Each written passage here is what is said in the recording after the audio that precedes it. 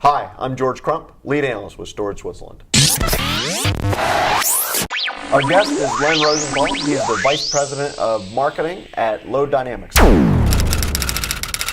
So let's talk about how to make the right storage performance decisions. That's something, as I talk to storage architects, they're really struggling with. And if I kind of break it down, I usually see them really struggling in a couple of areas. One is the sort of the flash SSD discussion, right? It's what SSD should I get? What flash should I get? What workload should I put on the SSD? So it's a real struggle for them. The second one is vendor selection, right? Those darn vendors, right? They kind of get here and now they got a whole list of guys. They might finally get a short list, but how they really exercise the system and make sure they're getting the right level of performance, right?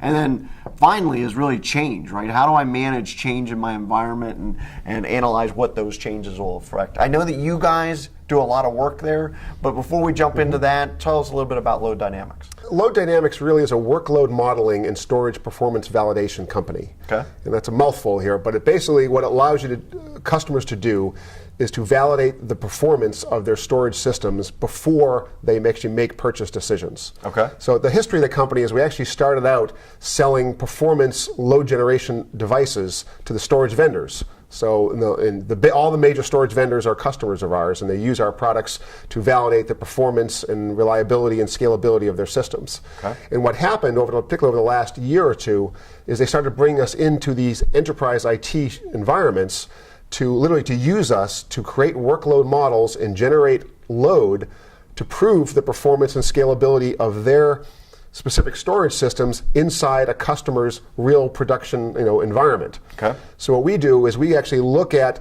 production application workloads as seen from the storage array. So we're looking at the traffic, everything from block sizes and file sizes and command mixes, everything, the full, the fingerprint of the application.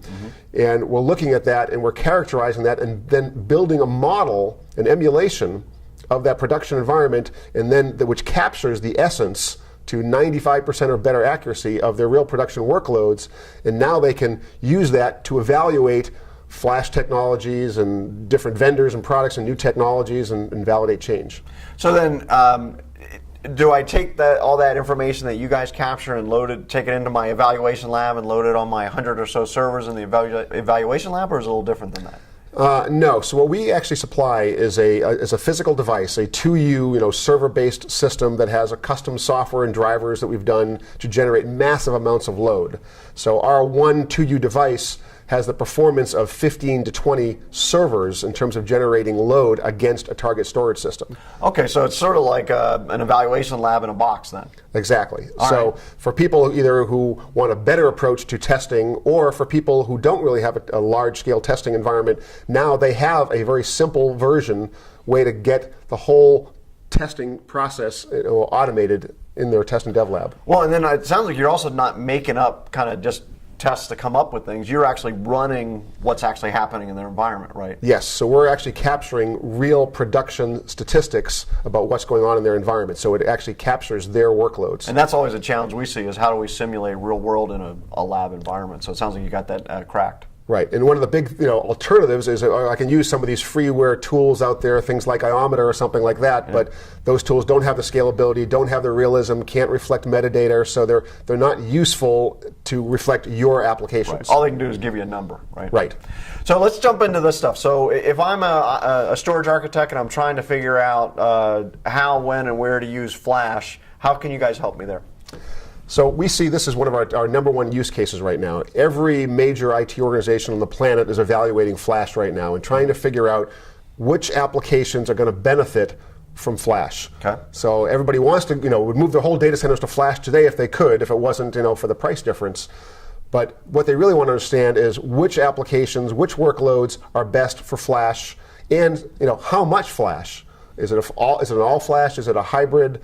And what we allow them to do is capture those workloads, run it against potential systems, so they have their baseline of their current environment, and now they can evaluate one storage vendor's products versus another vendor's. They can do flash versus an all flash versus a hybrid, and they can literally look at the performance statistics, response time, latency, throughput, IOPS. They get everything, and they can do those head-to-head comparisons, and more importantly, do the cost-benefit analysis of deploying flash for these workloads or not.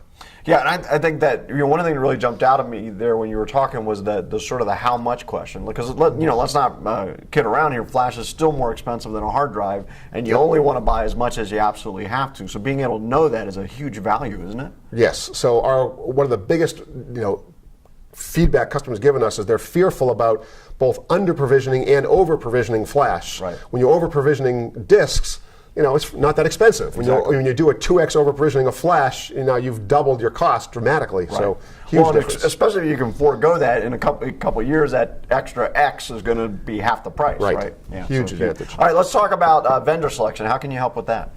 So similar. So what we're doing, we're characterizing the workloads, and now since you've captured your production workloads, now you can compare, vendor A versus vendor B.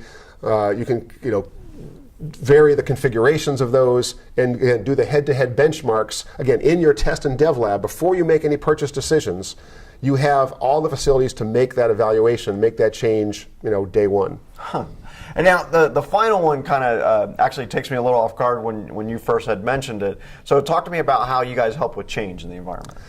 So the one question that people always ask us at Load DynamiX about our products, because they're ideal for flash and evaluating technologies and features, but the question is, do I use it on an ongoing basis? Mm-hmm. And the reality is, if you're an organization, you have a storage architect, storage engineer on staff, that person's life is all around planning and architecture and basically testing and evaluating new technologies. Mm-hmm. So, and the infrastructure is constantly changing. Right. If you're in a large organization, it could be everything from a simple switch firmware upgrade to a software upgrade on an application to a software upgrade on a storage array to new technology. Everything is constantly changing. And what our customers have told us is they want to validate, test every change before it goes production. Okay. So it's critical that you have an easy way to test your application workloads with this new change. So you don't want to actually have that, do that firmware upgrade and then all of a sudden see performance, gets cut in half. Right. Because you haven't tested it in production. Can I also test the change in the workload itself? Can I say, okay, what if this workload was required twice as much I/O? Can I do things like that? Yes. So you can simulate all those different I/O patterns. You can simulate different users. If you have 1,000 users today and you think you may go to 2,000 or 5,000 or 10,000, you can simulate all that, and you can really see the breaking points and the needs of the curve using this solution. So you're going to know, before you even go live in production, you're going to know where those breaking points are in your infrastructure.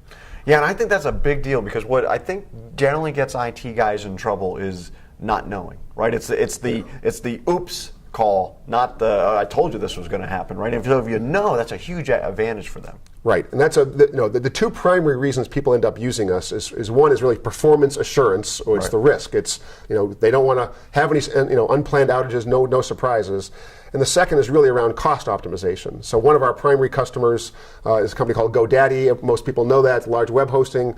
I mean, they're literally cutting their costs by almost over half by going to a lower cost architecture, because of this technology allows them to make that technology change and take advantage of new technologies for doubling performance for less than half the cost. Great. And that's what our technology will allow them to do, is to make that technology change to a whole new architecture. Great. All right. Well, Len, thanks for joining us today. Thank you, George. Appreciate it.